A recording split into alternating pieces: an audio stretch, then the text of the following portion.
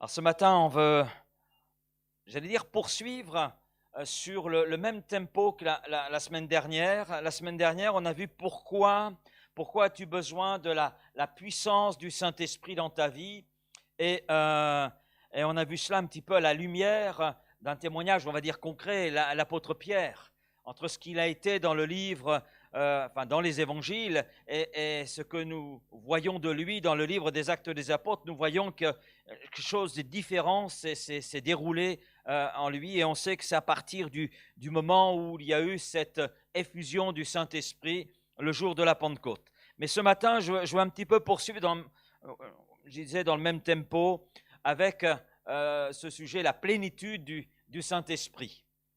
Et nous allons, pour aborder ce sujet, faire une lecture dans l'épître de Paul aux Éphésiens, au chapitre 5, les versets 15 à 21. Éphésiens, chapitre 5, versets 15 à 21. Oui, s'il y avait 15 chapitres, ça voulait dire que votre pasteur en a rajouté, et là, ce serait un texte apocryphe. Hein, donc,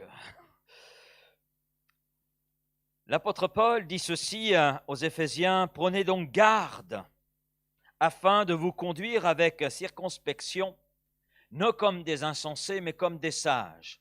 Rachetez le temps, car les jours sont mauvais. C'est pourquoi ne soyez pas inconsidérés, mais comprenez quelle est la volonté du Seigneur. Ne vous enivrez pas de vin, c'est de la débauche. Soyez au contraire remplis de l'Esprit. Entretenez-vous par des psaumes, par des hymnes et par des cantiques spirituels, chantant et célébrant de tout votre cœur les louanges du Seigneur. Rendez continuellement grâce à Dieu le Père pour toutes choses, au nom de notre Seigneur Jésus-Christ, vous soumettant les uns aux autres dans la crainte de Christ. » Amen.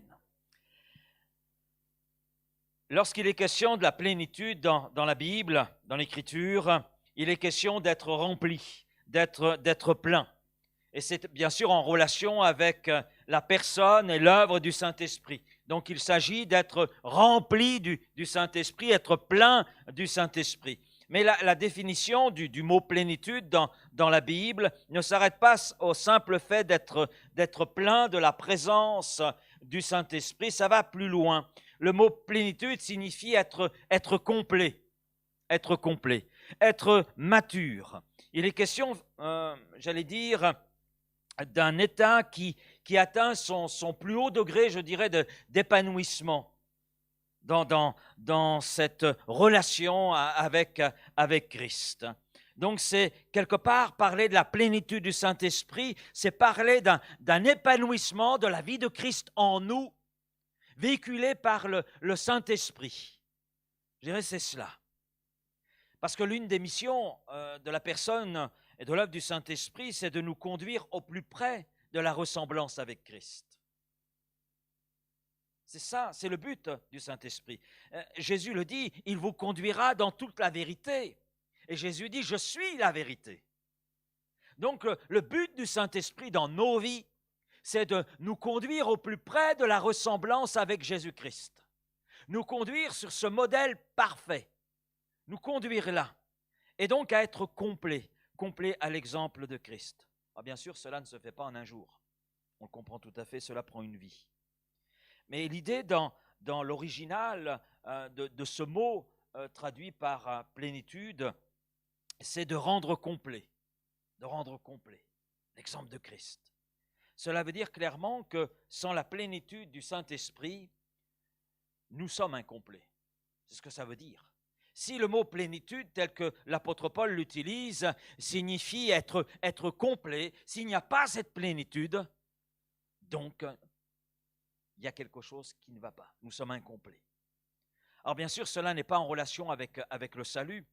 Vous avez des personnes qui sont venues à la foi en Jésus-Christ, qui aiment Jésus, mais qui refusent la plénitude du Saint-Esprit. Pourquoi? Par peur pour certaines, pour d'autres c'est par ignorance, ou encore parce que dans leur contexte d'église, leur contexte ecclésial, il n'y a pas cet enseignement qui est apporté. Je me souviens d'un couple qui est arrivé dans l'église où j'exerçais le ministère et ce couple est arrivé et ce matin-là, je parlais du baptême dans le Saint-Esprit. Et ils n'arrêtaient pas de remuer sur leur chaise. Et je ne les connaissais pas, je pensais qu'ils étaient tout à fait nouveaux, qu'ils découvraient la foi. Et bien sûr, parler, quand vous êtes tout à fait nouveau, que vous découvrez l'Évangile, parler du baptême dans le Saint-Esprit, c'est un peu inconfortable, de quoi il s'agit, etc. Il y a une incompréhension qui est là. Et puis à la fin du culte, la dame est venue me voir, elle s'est présentée et j'ai compris pourquoi avec son mari, ils n'arrêtaient pas de bouger sur leur chaise, tout simplement parce que la prédication qui était la mienne à ce moment-là, ce matin-là, les dérangeait profondément parce qu'ils avaient entendu dans leur église d'origine un enseignement tout à fait opposé. Le Saint-Esprit a agi au temps des apôtres et c'est fini. Ce qu'on appelle le cessationnisme. C'était la théologie de cette église, c'est ce qu'ils avaient entendu. Et voilà qu'ils débarquent un matin en entendant parler que le Saint-Esprit, c'est encore pour aujourd'hui. Alors ils étaient un petit peu bousculés et comme la dame était un peu vive, donc, je n'ai pas voulu rentrer avec elle dans une discussion théologique. J'ai simplement dit, écoutez, je vais vous donner mes notes. Voilà, et j'ai donné ce matin-là mes notes et je lui dis, priez le Seigneur. Si c'est la vérité, le Seigneur saura vous le montrer. Voilà, 2 semaines plus tard, voilà, elle est revenue donc avec son mari. Et puis, ils ont réalisé tous les deux que la prédication de ce matin-là était la vérité. Parce qu'ils ont tout simplement découvert ce qu'était le baptême dans le Saint-Esprit et la valeur de ce baptême. Alors je dis Amen à cela. Et il est bon d'aspirer à la plénitude du Saint-Esprit. Nous en avons besoin. Nous en avons besoin. Et Jésus nous le dit. Il nous le dit, Acte 1:8, vous connaissez ce texte. C'est la plénitude, la puissance du Saint-Esprit en nous qui va faire de nous des témoins, qui va nous équiper pour être témoins, qui va venir au secours des faiblesses qui sont les nôtres. Alors bien sûr, on peut témoigner sans le Saint-Esprit. On peut témoigner. Mais il est quand même mieux d'avoir le Saint-Esprit en nous, d'être rempli du Saint-Esprit, d'être baigné dans cette plénitude du Saint-Esprit, parce qu'il y a une efficacité qu'il n'y a pas autrement. Et ça se comprend puisque c'est le Saint-Esprit qui convainc de péché, de justice, de jugement. Alors, il est mieux de travailler avec lui que sans lui. Alors, pourquoi se priver de la plénitude du Saint-Esprit? Puisqu'elle est à la disposition de tout enfant de Dieu. Et c'est Jésus lui-même qui le dit, « Si donc méchant comme vous l'êtes, vous savez donner de bonnes choses à vos enfants, à combien plus forte raison le Père Céleste donnera-t-il le Saint-Esprit à ceux qui le lui demandent ?» C'est ce que dit Jésus. Et Jésus dit la vérité, on est d'accord? Ce qu'il dit est vrai. Et ce matin, si vous aspirez de tout votre cœur à la plénitude du Saint-Esprit, sachez qu'elle est accessible. Et comme le dit Jésus, eh bien, le Père Céleste donnera le Saint-Esprit à ceux qui le lui demandent. Donc, il suffit de demander à Dieu qui répond à nos prières. Alors, peut-être que ce matin, quelqu'un va me dire, oui, Laurent, c'est bien gentil tout cela, mais moi, ça fait un moment que je prie et il n'y a toujours rien. Alors, je dirais, ne vous découragez pas. Persévérez et ayez confiance dans cette parole donnée par Jésus. Votre Père Céleste donnera le Saint-Esprit à ceux qui le lui demandent. Maintenant, quand on parle de la plénitude du Saint-Esprit, on ne parle pas d'une quantité, on parle de contrôle. Ce n'est pas que nous avons besoin de plus du Saint-Esprit parce que le Saint-Esprit lui-même est complet. Le Saint-Esprit, c'est une personne divine au même titre que le Père et que le Fils. Donc ce n'est pas de la quantité du Saint-Esprit dont il s'agit d'être rempli, mais il s'agit de laisser plus de place à la présence et à l'œuvre du Saint-Esprit. Il s'agit de donner tout le contrôle de notre vie, de notre être, donner tout le contrôle au Saint-Esprit de notre homme intérieur, afin que lui accomplisse toute la volonté du Père dans nos vies. Cela veut dire finalement nous abandonner complètement à lui. Maintenant, un examen attentif pour vous aider un examen attentif des 2 premiers chapitres du livre des Actes des Apôtres, chapitres 1 et 2, montre clairement qu'il y a, quand on regarde bien, 3 étapes. 3 étapes dans l'expérience de la plénitude du Saint-Esprit au moment de la Pentecôte. Et ces 3 étapes, vous les avez là sous les yeux. D'abord, il y a une préparation. On voit cela, il y a une préparation. Et cette préparation est nécessaire. Il s'agit de préparer son cœur. On voit cela dans ces 2 premiers chapitres. Et quand on regarde, il s'agit d'avoir une attitude de soumission. Nous devons avoir un cœur qui s'abandonne à Christ. Et c'est ce qui se passe pour les disciples qui sont là dans la chambre haute, pour les 120 qui sont là. Le Seigneur leur dit, attendez, et ils se rassemblent dans la chambre haute. Ils sont là, soumis, obéissants à la parole de Christ. Ils ne savent pas ce qui va se produire exactement, comment les choses vont se faire. Et je me souviens, quand on m'a parlé la première fois de la plénitude du Saint-Esprit, du baptême dans le Saint-Esprit, j'avais un peu peur. Comment ça se passe? Et je voulais connaître tout le déroulement. Et puis, bien sûr, alors j'ai parlé avec un frère ce sujet, il m'a donné son expérience. J'ai parlé ensuite avec un autre frère, avec une sœur, mais chacun avait une expérience différente. Alors j'ai compris que le Saint-Esprit voulait avoir toute la liberté. Et que l'un de mes problèmes, parce que je ne recevais pas, était justement parce que je voulais qu'il agisse d'une certaine manière. Oui, parce qu'on n'aime pas l'inconnu. Hein. On n'aime pas l'inconnu. On n'aime pas que quelqu'un vienne prendre le contrôle de nos vies sans savoir ce qui va exactement se passer. Il y a plein de peurs. Et bien là, on voit les disciples qui apprennent à tout lâcher, un cœur qui s'abandonne à Christ. On voit cela dans le chapitre 2, au début du chapitre 2, mais on voit cela dans le chapitre 1er, verset 14, mais aussi le verset 12. Et puis, la deuxième étape, il y a une supplication qui est là soutenue. Il nous est dit qu'ils persévéraient dans la prière. Donc, ils étaient là dans une prière soutenue. Et on sait qu'ils ont passé une dizaine de jours.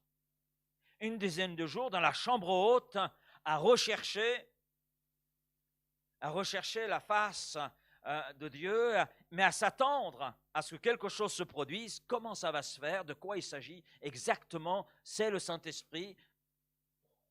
Après, ils étaient dans l'inconnu. Mais il y a eu une supplication qui était là soutenue. Et puis, il y a eu une attente. Vous avez remarqué? Le Seigneur dit attendez, mais il ne leur dit pas combien de temps. Vous avez remarqué cela?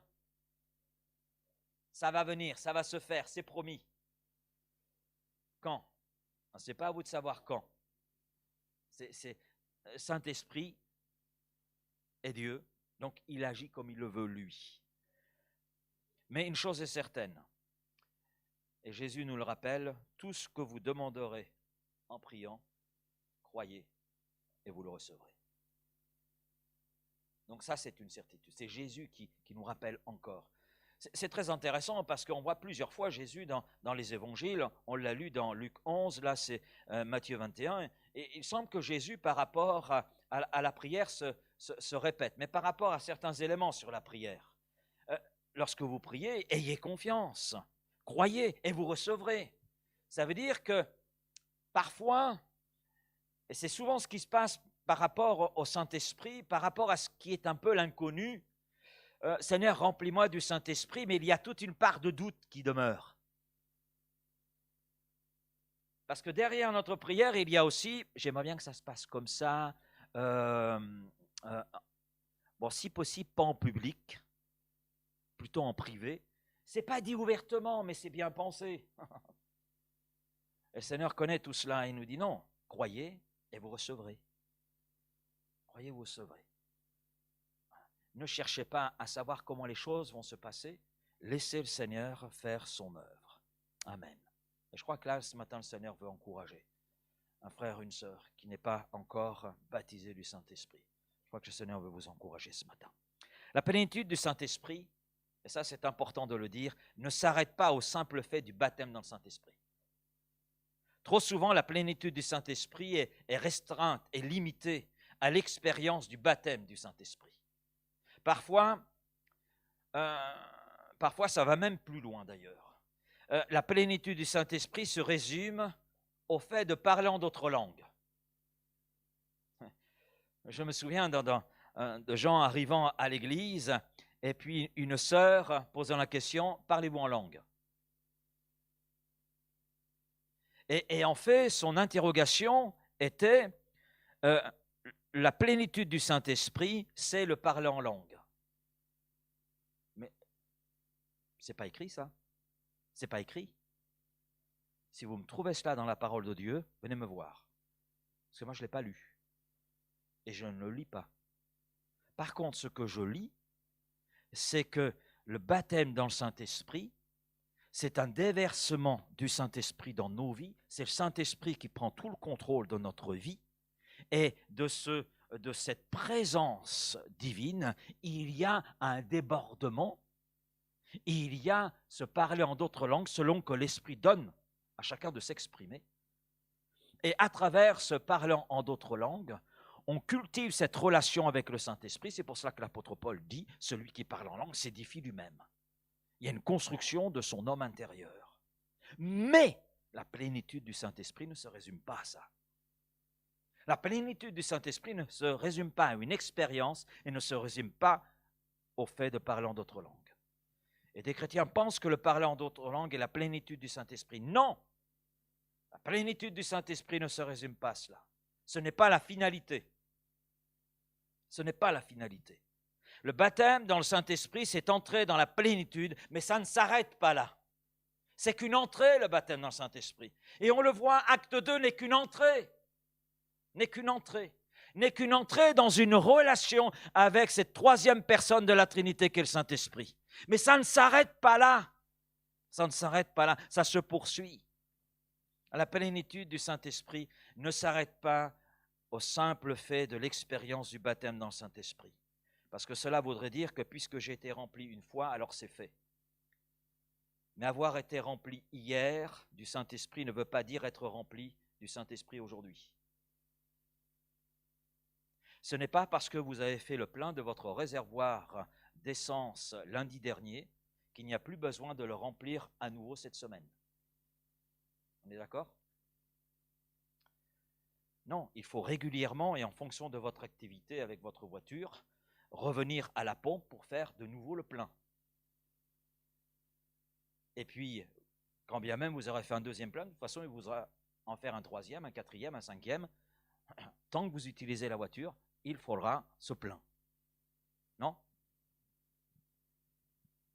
Faites un essai, ne faites plus le plein, vous allez voir ce qui se passe. Mais c'est la même chose dans nos vies. C'est la même chose dans nos vies.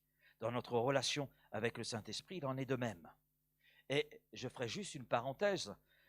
C'est vrai que plus vous utilisez votre voiture, plus vous devrez faire de plein. On est d'accord? Mais il y a la même chose sur le plan spirituel. Plus vous avez une activité débordante, plus vous avez besoin de la plénitude du Saint-Esprit. Donc il y a à partir de là une question qu'il est bon de se poser.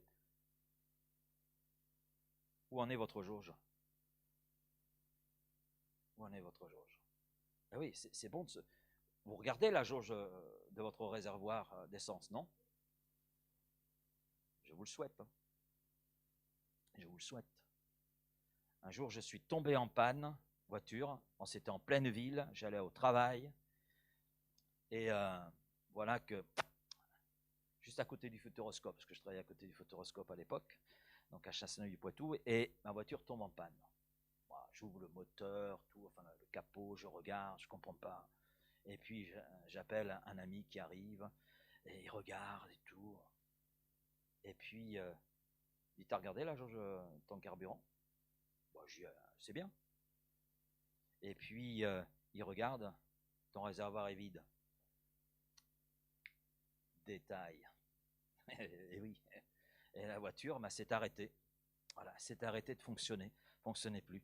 J'avais oublié de regarder la jauge. Voilà. Depuis, je vous assure, je fais très attention. Voilà. Une fois, mais pas deux. Hein. Alors, où en est votre jauge? Là, vous avez 3 jauges. Je ne sais pas où vous en êtes. C'est à vous de déterminer où vous en êtes. Ce n'est pas à moi de dire où vous en êtes. Mais il est bon de réfléchir, de se poser la question, où en suis-je au niveau de la plénitude du Saint-Esprit dans ma vie? Où en est cette jauge? Et si nous regardons aux Éphésiens, auxquels l'apôtre Paul adresse sa lettre, qui porte d'ailleurs la lettre aux Éphésiens, il leur écrit « Soyez remplis du Saint-Esprit ». Au contraire, soyez remplis du Saint-Esprit. Mais ils ont déjà été remplis. Mais oui, il parle à des gens qui ont déjà été remplis. Leur expérience d'ailleurs est relatée dans le livre des Actes des Apôtres, chapitre 19. Pendant qu'Apollos était à Corinthe, Paul, après avoir parcouru les hautes provinces de l'Asie, arriva à Éphèse. Ayant rencontré quelques disciples, il leur dit « Avez-vous reçu le Saint-Esprit quand vous avez cru ?» Ils lui répondirent « Nous n'avons même pas entendu dire qu'il y a un Saint-Esprit. » Il dit « De quel baptême avez-vous donc été baptisés ?» Et ils répondirent « Du baptême de Jean, donc baptême de repentance. » Alors Paul dit « Jean a baptisé du baptême de repentance, disant au peuple de croire en celui qui venait après lui, c'est-à-dire en Jésus. » Sur ces paroles, ils furent baptisés au nom du Seigneur Jésus. Et lorsque Paul leur eut imposé les mains, le Saint-Esprit vint sur eux. Et là, il y a donc cette plénitude, et il y a ce débordement. Et ils parlaient en langue et prophétisaient. Et ils étaient en tout environ 12 hommes. Et le baptême dans le Saint-Esprit est là la réception de cette plénitude, mais ensuite, il faut entretenir cette plénitude. Et Paul leur envoie une lettre à ces Éphésiens, à ces mêmes gens qui savent de quoi il s'agit, qui ont vécu cette expérience du baptême dans le Saint-Esprit, de cette plénitude, qui sont entrés dans cette plénitude. Il leur dit « Soyez remplis du Saint-Esprit ». Alors c'est très intéressant, soyez remplis du Saint-Esprit, parce que ce que Paul écrit aux Éphésiens n'est pas une option. Ce n'est pas une option pour les Éphésiens. Paul leur donne un ordre, leur donne un commandement. C'est un impératif qui est utilisé ici. Et il est impératif pour nous d'être là, surveillant la jauge de la plénitude du Saint-Esprit dans nos vies. Parce que nous avons besoin de cette plénitude. Parce que vivre dans la plénitude, c'est avancer vers cette maturité spirituelle, avancer dans cette ressemblance avec Jésus-Christ. C'est être complet. Nous ne sommes pas autorisés à ignorer ce que l'apôtre Paul est en train de dire aux Éphésiens. En plus, c'est un pluriel. Soyez. C'est un pluriel qui est utilisé. Non seulement c'est un impératif, mais un pluriel. Ce qui signifie que l'ordre de Paul s'applique à tous les chrétiens et non pas à quelques privilégiés seulement. Et c'est d'ailleurs ce que l'apôtre Pierre relève et met en évidence dans son discours le jour de la Pentecôte. Il dit la promesse est non seulement pour nous, mais elle est pour tous ceux après nous qui viendront en aussi grand nombre soit-il. Et l'apôtre Pierre, voyez la suite de l'œuvre du Saint-Esprit, voyez tous ceux s'ajoutant à l'Église et tous ceux entrant dans cette plénitude du Saint-Esprit. Et nous y avons encore accès aujourd'hui. Cette plénitude est aussi pour nous. Dans certains milieux, on réserve la plénitude simplement à ceux qui servent le Seigneur, à ceux qui ont reçu un ministère. Mais non, ce n'est pas ce que dit la parole de Dieu. Ce n'est pas ce qui est écrit. Dans les 120, dans la chambre haute, il y avait les disciples, mais il n'y avait pas qu'eux. Et tous, les 120 ont eu accès à la plénitude du Saint-Esprit. Tous n'ont pas été présentés par la suite comme étant des serviteurs, et ayant un ministère spécifique, mais tous, en tant qu'enfants de Dieu, ont eu accès à cette plénitude. Et nous y avons accès. Puis le verbe qui est utilisé, c'est un présent continu. C'est-à-dire qu'il s'agit d'être rempli encore et encore, encore. Amen. Donc il s'agit d'être toujours en continu rempli du Saint-Esprit. Ce qui veut dire que nous devons surveiller la jauge. Si on voit que la jauge descend, il faut revenir à la pompe. Il faut revenir dans cette relation avec notre Dieu et demander que cette plénitude en nous soit renouvelée, qu'elle demeure toujours fraîche. Amen. Et puis le verbe qui est utilisé aussi ici, ça n'apparaît pas en français, mais en grec c'est un verbe au mode passif. Non seulement c'est un impératif présent continu, mais c'est au mode passif. Cela veut dire qu'on ne se remplit pas tout seul du Saint-Esprit. Le Saint-Esprit ne nous appartient pas. Il ne m'appartient pas. C'est l'inverse, c'est moi qui lui appartiens. Ce n'est pas moi qui prends le contrôle du Saint-Esprit. Trop souvent, là aussi, c'est perçu comme cela. Mais c'est une grossière erreur, c'est une hérésie. Non, c'est le Saint-Esprit qui vient prendre le contrôle de toute ma vie.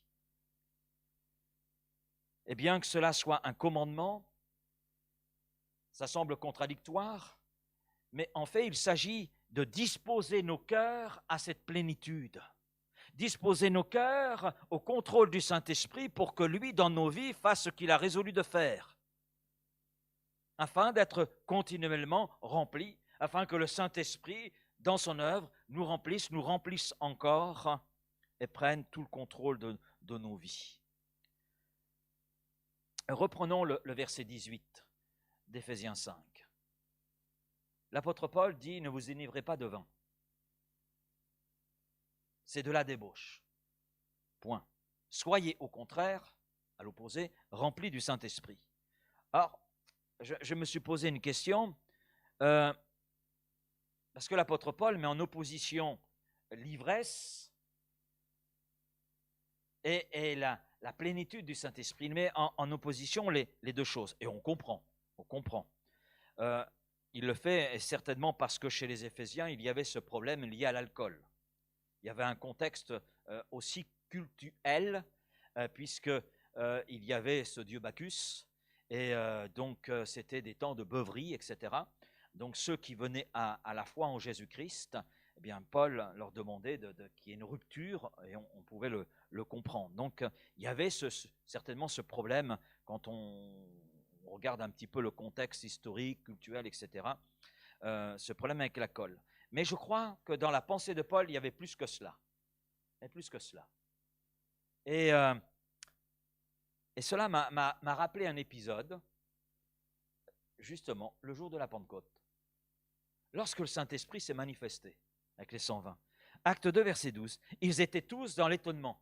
La foule, tous les gens qui étaient là, différentes nationalités, ne sachant que penser. Ils se disaient les uns aux autres, que veut dire ceci? Mais d'autres se moquaient et disaient, ils sont pleins de vin doux. Alors Pierre, se présentant avec les 11, éleva la voix et leur parla en ces termes, hommes juifs, et vous tous qui séjournez à Jérusalem, sachez ceci, prêtez l'oreille à mes paroles. Ces gens ne sont pas ivres, comme vous le supposez, parce que c'est la 3e heure du jour, c'est-à-dire 9 heures du matin. Je pense qu'ils avaient autre chose à faire que de boire de l'alcool, parce qu'ils étaient là dans la présence divine, recherchant la sainteté, étant dans cette sainteté, et le Saint-Esprit est venu les remplir. Mais on voit néanmoins que ceux qui se sont moqués des disciples, ceux qui se sont moqués de ce qui se passait, ont fait une comparaison avec l'ivresse. Et je me dis, mais l'apôtre Paul, peut-être, et là aussi dans cette « ne vous enivrez pas de vin », parce que la plénitude du Saint-Esprit peut faire penser à cette ivresse. Ça peut simplement faire penser, mais ce n'est pas une ivresse. On est rempli du Saint-Esprit, on n'est pas ivre du Saint-Esprit. Mais il y a des choses qui sont intéressantes. Il y a 3 façons de reconnaître un homme ivre. 3 façons. D'abord, c'est dans la façon de marcher. Vous avez remarqué cela? La personne ivre chancelle d'un côté de l'autre. Et elle ne sait pas véritablement où elle va. Elle a des difficultés à s'orienter. Un jour, en rentrant chez moi, je devais rentrer dans une impasse. Et puis, au moment où je rentre dans l'impasse, il y a un homme qui est passé de la droite vers la gauche. Et heureusement que je roulais doucement. Sinon, il montait sur le capot. Je ne sais pas comment il en serait sorti. Et quand je suis sorti de la voiture, j'ai dit, mais qu'est-ce que vous faites? Alors j'ai compris qu'il se trompait de direction. Je dis, non, vous habitez à l'opposé. Voilà. Et il chancelait d'un côté et de l'autre. Il chancelait tellement que je l'ai accompagné jusque chez lui, parce qu'il était dans l'incapacité de s'orienter et de retrouver où il était.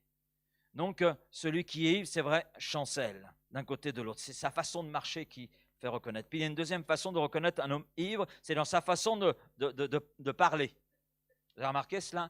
Quelqu'un qui est ivre, vous sort de charabia, des propos qui sont incohérents, voilà, et puis c'est entrecoupé de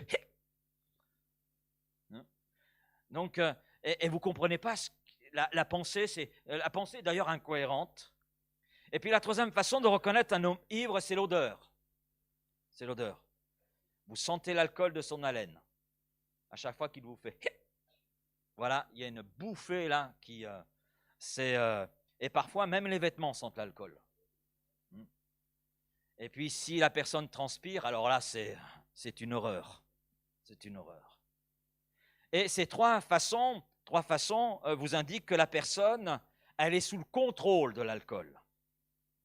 D'accord ? Elle est dans l'incapacité de comprendre exactement ce qui se passe. Elle subit. Elle subit. Maintenant, je voudrais reprendre ces 3 points. Ces 3 points. Ça va vous étonner, mais je vais les reprendre. À quoi reconnaît-on un homme rempli du Saint-Esprit? Un homme vivant sous la plénitude du Saint-Esprit? Eh bien, nous le reconnaissons dans la façon de marcher. Et vous vous souvenez, lors d'une prédication, un dimanche matin, on a vu que le terme « marcher » dans l'Écriture, dans le Nouveau Testament, c'était aussi comment on se conduit. La façon dont on se conduit, la façon dont on se comporte. Et nous reconnaissons un chrétien rempli du Saint-Esprit, vivant sous la plénitude du Saint-Esprit, à sa façon de marcher, à sa façon de se conduire, à sa façon de se comporter avec déjà ses frères et sœurs, comme avec les gens qui l'entourent, avec son voisinage, avec les collègues de travail, les collègues de collège, de lycée ou de fac. Et Paul exprime d'ailleurs les choses de façon très claire, très nette, et il le dit en Galates 5, versets 16 à 21, « Je dis donc, marchez selon l'Esprit, marchez selon cette plénitude du Saint-Esprit que vous avez reçue. Et vous n'accomplirez pas les désirs de la chair, parce que la chair a des désirs contraires à ceux de l'Esprit, et l'Esprit en a de contraires à ceux de la chair. Ils sont opposés entre eux, afin que vous ne fassiez pas ce que vous voulez faire. Et si vous êtes conduits par l'Esprit, vous n'êtes point sous la loi. Or, les œuvres de la chair, elles sont manifestes. Elles sont manifestes.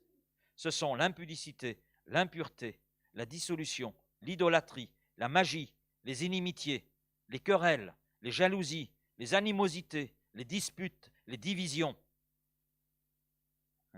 les sectes, l'envie, l'ivrognerie, les excès de table et les choses semblables.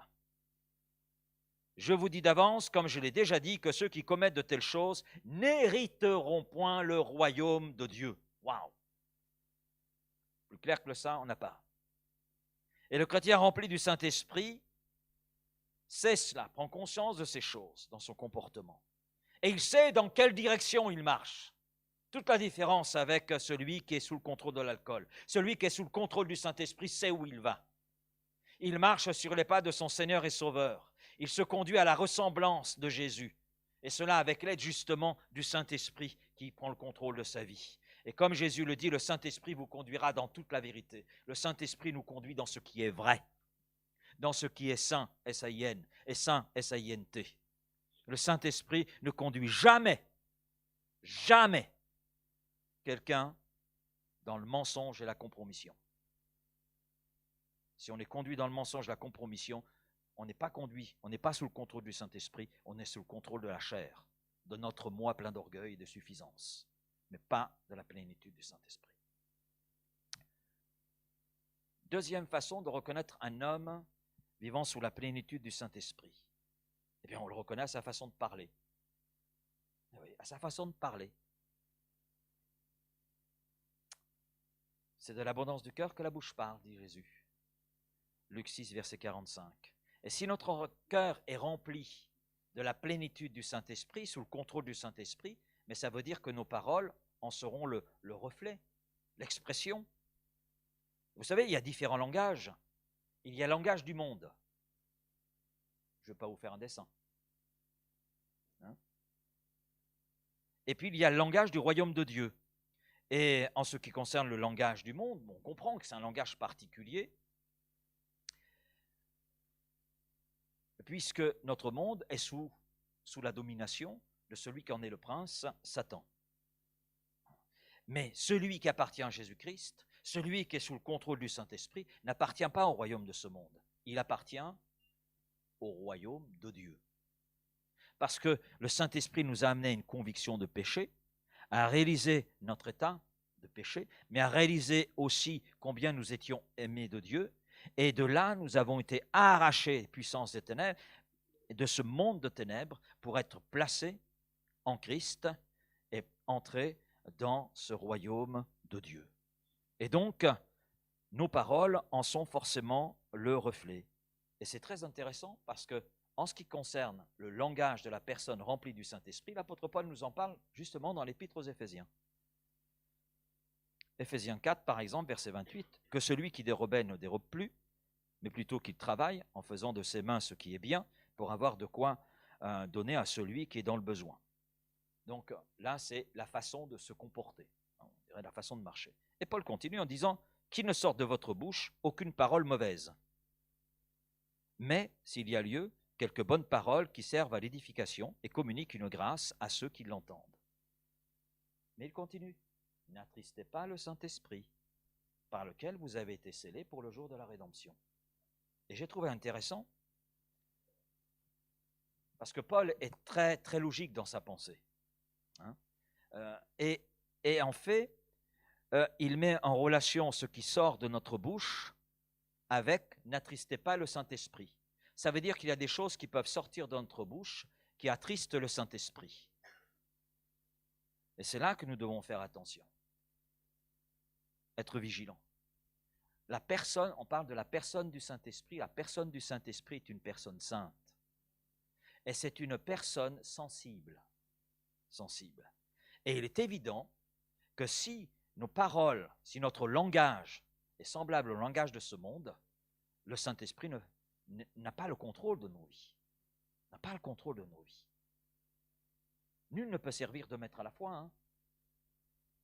Dit Jésus, on ne peut pas être à la fois sous le contrôle de ce monde, ou de la chair, du je me moi plein d'orgueil, et sous le contrôle du Saint-Esprit.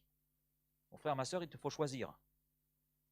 Tu ne peux pas être entre deux, ce n'est pas possible. Si tu penses être entre deux, il n'y a pas de négociation possible avec Dieu. Que ce soit Dieu le Père, Dieu le Fils, Dieu le Saint-Esprit. C'est tout pour Dieu ou rien. Il a tout donné et il attend tout de nous. Et il attend tout de toi comme de moi. Donc, là, il est question d'un langage, oui, qui attriste le Saint-Esprit, qui ne sorte de votre bouche aucune parole mauvaise, mais s'il y a eu quelques bonnes paroles qui servent à l'édification et communiquent une grâce à ceux qui l'entourent. Et vous savez, le langage se voit aussi à travers les réseaux sociaux. Vous avez certainement un Facebook, etc. Et là aussi, les choses ressortent. Le langage qui est le nôtre, et un témoignage, c'est là que nous devons être vigilants à travers tous ces réseaux. Ça traduit ce que nous sommes. Nous ne sommes pas. Donc il y a des façons de parler qui n'ont pas leur place dans nos vies, qui n'ont pas leur place dans nos maisons, qui n'ont pas leur place dans nos relations, qui n'ont pas leur place dans l'Église, en un mot dans notre vie, tout simplement. Et l'apôtre Paul en parle encore dans l'Épître aux Éphésiens. Il dira ceci, Éphésiens 5, verset 4, qu'on n'entende ni paroles déshonnêtes, ni propos insensés, ni plaisanteries, choses qui sont contraires à la bienséance, qu'on entende plutôt des actions de grâce.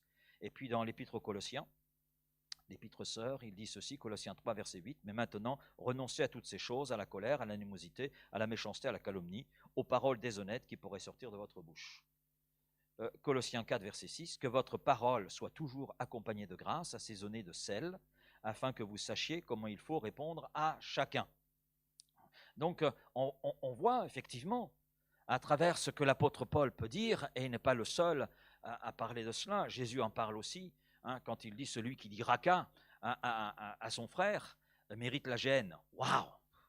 La géhenne, c'est un terme qui nous parle de l'enfer, là où ça chauffe dur. Mais de là, on ne sort jamais.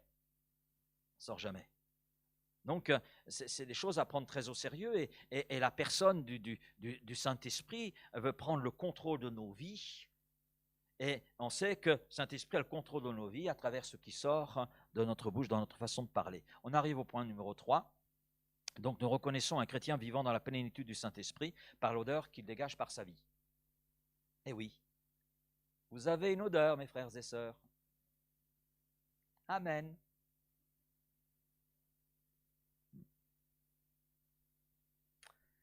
Nous sommes pour Dieu la bonne odeur de Christ, dit Paul. Parmi ceux qui sont sauvés, parmi ceux qui périssent, aux uns une odeur de mort, donnant la mort, aux autres une odeur de vie, donnant la vie. Et la personne du Saint-Esprit en nous, prenant le contrôle de nos vies, fait que nos vies ont une bonne odeur, l'odeur de Christ. Amen, amen. Nos actes ont une odeur précise. Ils peuvent embaumer notre entourage et répandre le parfum de Christ, ou bien empester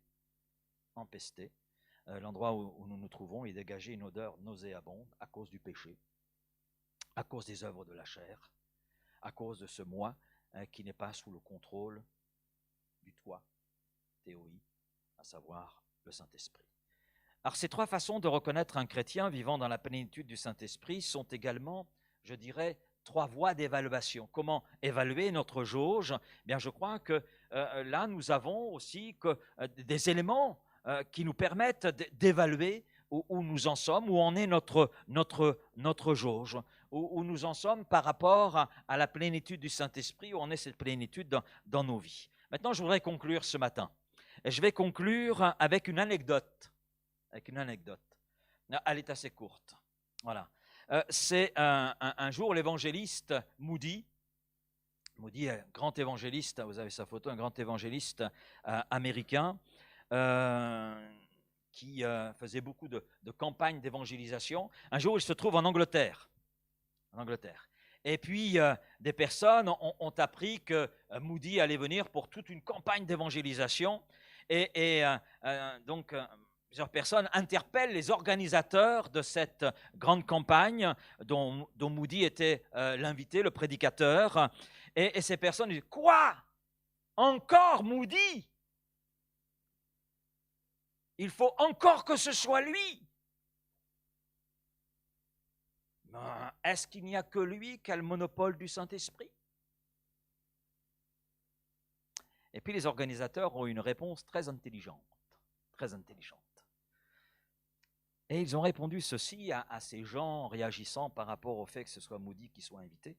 Mais c'est vrai aussi que dans les campagnes de Moody, il y avait des conversions, il y avait des choses extraordinaires qui se produisaient. Et ça ne plaisait pas forcément à tout le monde. Mais l'essentiel, c'est que ça réjouissait le cœur de Dieu. Alors les organisateurs ont répondu à ces gens en disant « Non, aucun homme n'a le monopole du Saint-Esprit, mais le Saint-Esprit a le monopole sur Moody. » Alors, ma conclusion, ça en fait une question. Le Saint-Esprit a-t-il le monopole sur notre cœur? Non, mais je vous laisse répondre pour vous-même. Mais je crois que c'est la bonne question à se poser. Est-ce que le Saint-Esprit a le monopole? Vous savez ce que veut dire monopole? À tout pouvoir, toute autorité. Avoir le monopole, c'est décider de tout. Est-ce que le Saint-Esprit a le monopole sur notre cœur? Frère, ma sœur, est-ce que le Saint-Esprit a le monopole sur ton cœur? Laurent, est-ce que le Saint-Esprit a le monopole sur ton cœur? Vous ne pouvez pas répondre pour moi, je ne peux pas répondre pour vous. Mais je crois qu'il est bon ce matin de se poser la question. Et il est bon, par rapport au temps dans lequel nous sommes, de se poser la question. Parce que l'apôtre Paul dit « Rachetez le temps, parce que vous savez que nous sommes dans des jours mauvais. » Nous l'avons lu ensemble. Voilà pourquoi nous avons besoin de la plénitude du Saint-Esprit, d'être complet. Amen. Seigneur, merci pour ta parole ce matin. Merci pour ce que tu avais placé sur mon cœur pour cette matinée. Maintenant, Seigneur, c'est toi qui confirmes ta parole dans les cœurs de mes frères et sœurs, dans les cœurs qui sont là ce matin au milieu de nous. Seigneur, tu sais celui qui a besoin d'entrer dans cette expérience du baptême dans le Saint-Esprit. Tu sais celui, Seigneur, qui réalise peut-être ce matin que la jauge est bien basse et qu'il a besoin de revenir à toi, besoin de se replacer entre tes mains, besoin d'entrer tout à nouveau sous le contrôle du Saint-Esprit. Alors Seigneur, c'est toi qui veux être à l'œuvre là ce matin. Nous voulons que tu aies le monopole sur ce moment. Nous voulons que tu aies le monopole sur ce culte. Nous voulons que tu aies le monopole sur nos vies, sur ma vie, Et Seigneur, ma prière, c'est que tu aies le monopole aussi sur la vie de mes frères et sœurs. Parce que ta volonté, c'est que nous soyons complets. Ta volonté est que la plénitude du Saint-Esprit soit au niveau où toi tu veux qu'elle soit, et qu'ainsi nous puissions avancer vers cet objectif, être à la ressemblance de Christ. Merci Seigneur, parce que ce matin, je crois que tu viens peut-être au secours d'un frère, d'une sœur, mais tu viens aussi nous enseigner, pour nous qui savons ces choses, pour nous qui maintenons cette plénitude en nous. Alors Seigneur, merci, parce que tu parles à chacun, et tu veux aider chacun, parce qu'à travers ta parole, tu manifestes combien tu nous aimes, combien tu t'intéresses à nous. Et Seigneur, jusqu'à notre intimité. Alors Seigneur, merci. Merci pour tout ce que tu veux faire encore dans nos vies. Merci pour ta patience, merci pour ta fidélité, merci pour ton amour, merci pour ta grandeur. Merci Seigneur pour tes soins avec nous et pour nous. Et je te dis Amen, Père.